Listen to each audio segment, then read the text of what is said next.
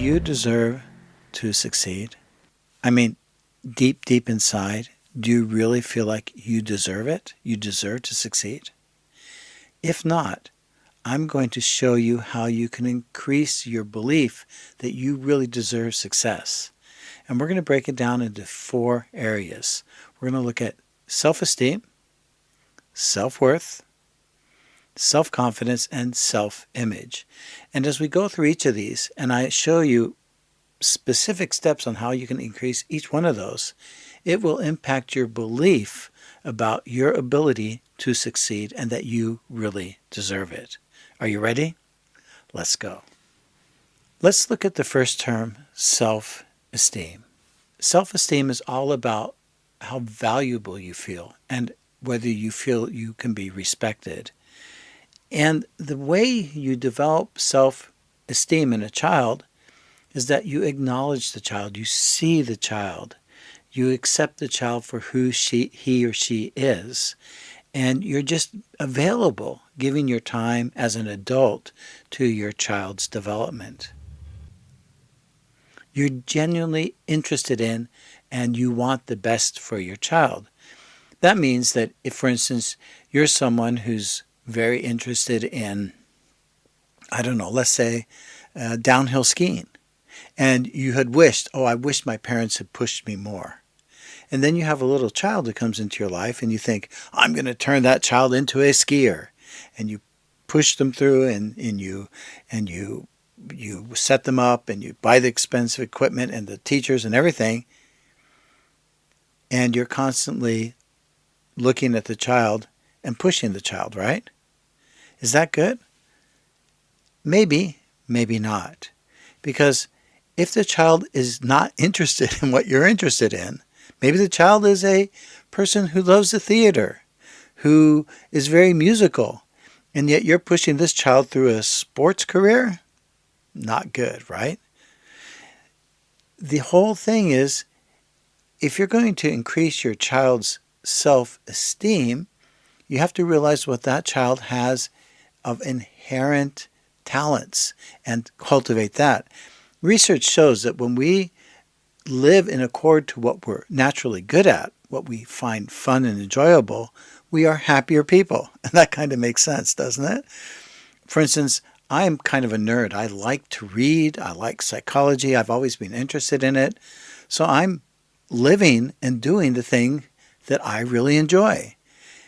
And that I can see is so much of an easier task because I have so many clients who have done what they think they should have done or what their parents have told them was smart to do, and they are just not as happy as someone like myself who is doing what they feel they were meant to do. YouTube. If you don't feel like you're meant to be a creator and that you don't feel like this is something that you genuinely want to do, I suggest you find some other way of making money or making a living or doing something different, because you're not going to be happy if it's not bringing you genuine happiness to try to get a message out there. If we're thinking about increasing our self-esteem, it has to do with being seen and validated. The whole thing is, though, that society is not really geared towards that. We're kind of always geared towards this negative feedback, this part of us that's kind of berating ourselves and putting ourselves down. The whole thing you need to do then is to learn to stop that negative thinking. I have several videos about that already. And there's like this layer effect, because I have stopped these negative thoughts about myself, and yet I can still have this funk of, right? So I can still have a feeling of not feeling good enough, not being worthy, and I realize that it has to be not just what I'm saying to myself, but it also has to do with how I'm feeling it through my body. I can go on and on about this and how to work through that. I'm just going to give you a little bit of a simpler way of dealing with it. The thing is, imagine that you have all these different parts of yourself, and some of them are in conflict with what you want, right? So we've all had issues with wanting to try to maintain a healthy weight, or trying to go to bed on time, or not smoking, or not drinking too much, or fraternizing with the wrong kinds of people, right? And all these different parts of ourselves, they seem to have their own agenda. And again, I've talked about this earlier and how to install a new part of yourself so that you can become the person you want to be. The whole thing, though, is to realize that you are a complex human being with many different agendas going on inside of you.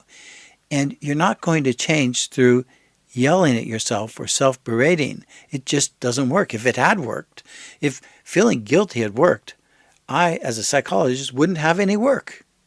If feeling bad about yourself worked, I, as a psychologist, wouldn't have any work, right?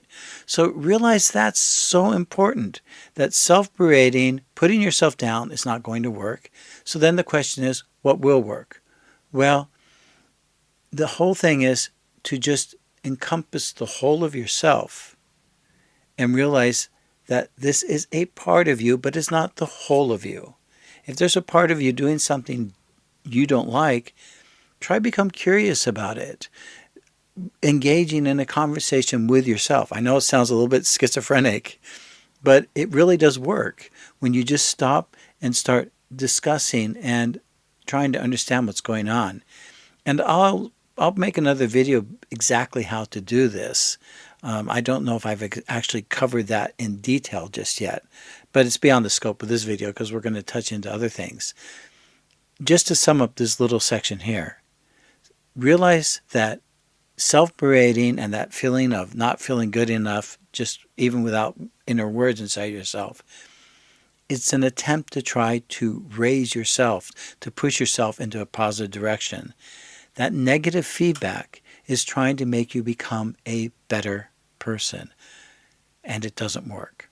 And feeling guilty doesn't work. What works? Focusing on what you do, focusing on what you've learned, appreciating yourself for who you are. In other words, seeing yourself. That means you know who you are, what you're good at, what you like, and that's okay. You don't have to prove to anyone else that you need to be better than who you are at the moment. Enjoy your success, enjoy your life and the things that you can do. Let's move on to the next part, and that's going to be self-worth. This is a really fun part of the video, I think, because it has to do with feelings of love and being loved. Are you someone who really believes that you can be loved and that you can actually love someone else? We all have had issues. With those of us who've lived a life a little bit here on this earth have had problems with romantic love. Maybe we've had problems with our siblings and sibling love. Maybe we've had problems with just being able to love mankind in general, love our parents, love our animals. I mean, many people find it so much easier to love an animal. I have to admit, I'm probably one of those people. I have a wonderful dog, and that special connection you have with your animal is just so wonderful because you have a being that loves you and genuinely loves you. At least that's the way it feels. And the whole thing is, though, that's something that you should have within yourself. You should have this ability to genuinely love yourself unconditionally. That doesn't mean you can't improve yourself. That doesn't mean that you can stop the evil parts of yourself from living out their dreams or whatever it is, the evil parts of you want to do. But you can still love your essence, who you are at the very, very bottom of your soul. And the way to do that, it's a really nice technique, and I'm going to teach you that technique now. Would you like to learn it? Okay. What you do is you imagine an animal and or a person who you really love. I have several people in my life who I genuinely love. And I can envision them, and I can just feel this sense of warmth and wanting to take care of them. I can imagine that person there, yes. And I can imagine that person there. And I can just see all the people I love in one room. And these are people, my children and my romantic partner, these are people who I genuinely love, who I'd be willing to die for. That's love, right? To be able to offer your life in order to protect the people you love. We can also love our country or the countries we live in, and to the degree that you really love someone or something, you'd be willing to die for that person or thing or even animal. And that is sacred, that ability to love so deeply. So what you need to do is you need to connect with that love by envisioning these people in your life, just thinking about them and feeling that warmth that radiates from your heart, that warmth about having them in your life. Or maybe they have died, but you still love them anyway.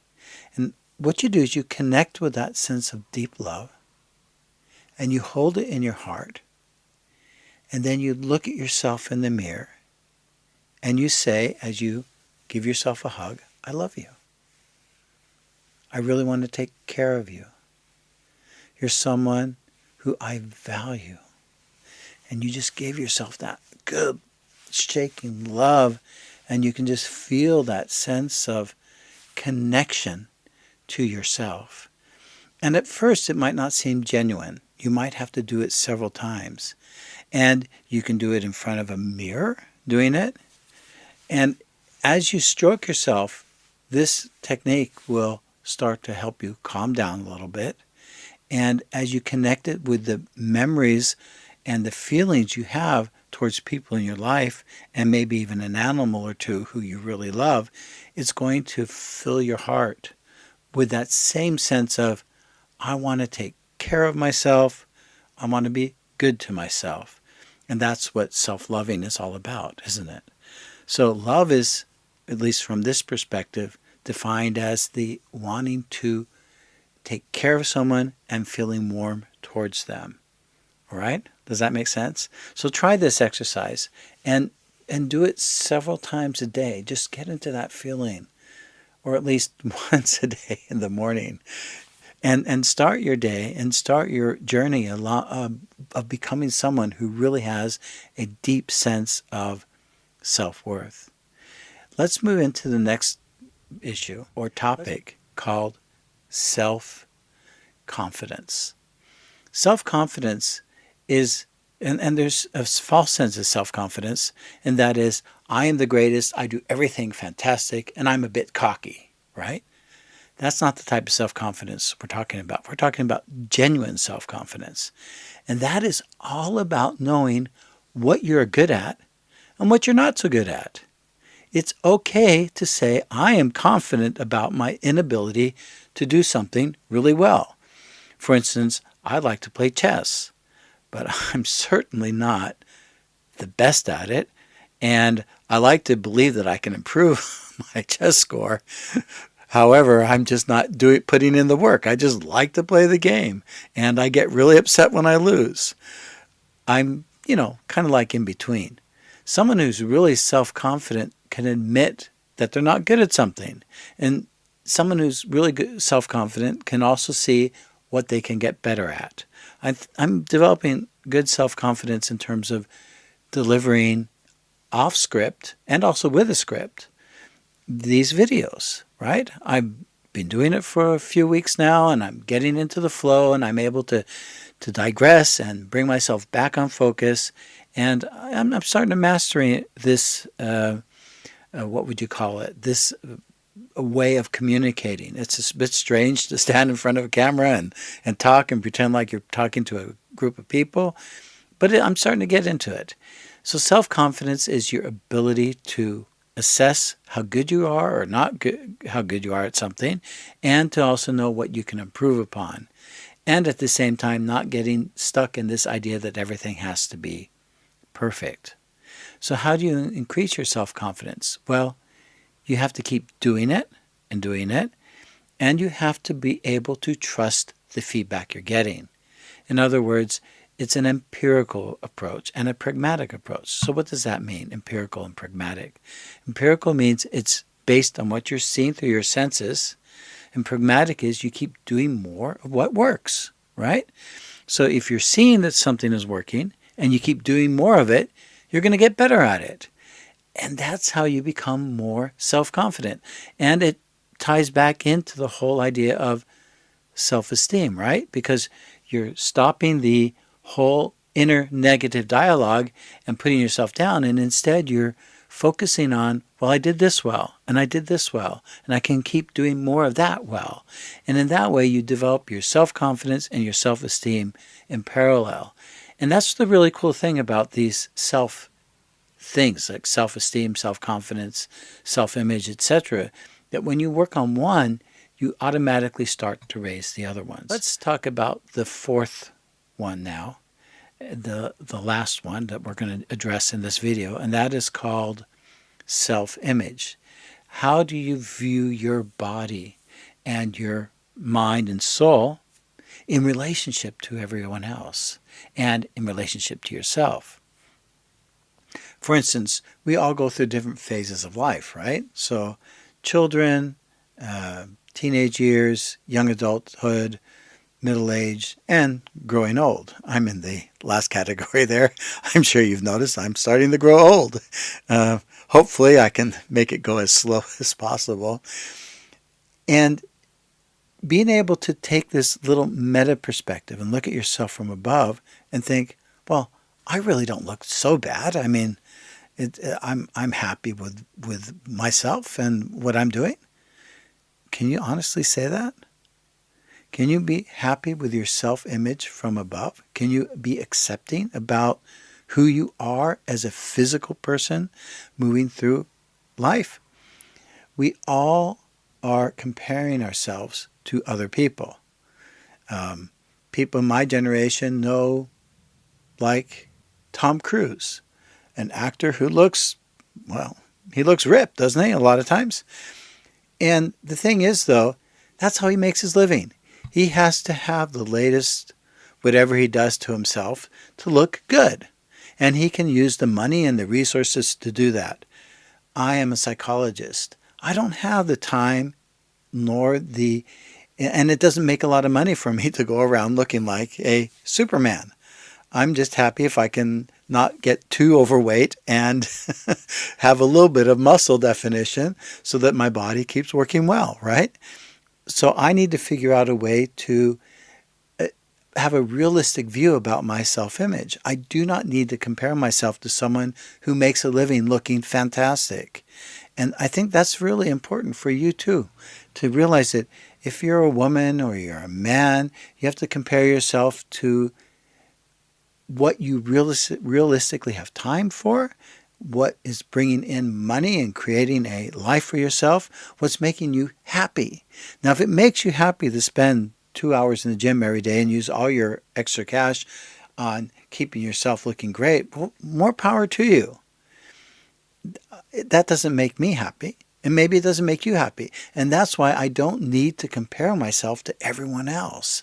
I can compare myself to other people in my age group and think, well, I really want to take care of myself because I've seen other people in my age group who do not take care of themselves, and their life becomes very miserable. They have a hard time moving around because being healthy allows you to have more physical freedom, and it allows you to enjoy life in a different way than someone who isn't taking care of themselves physically.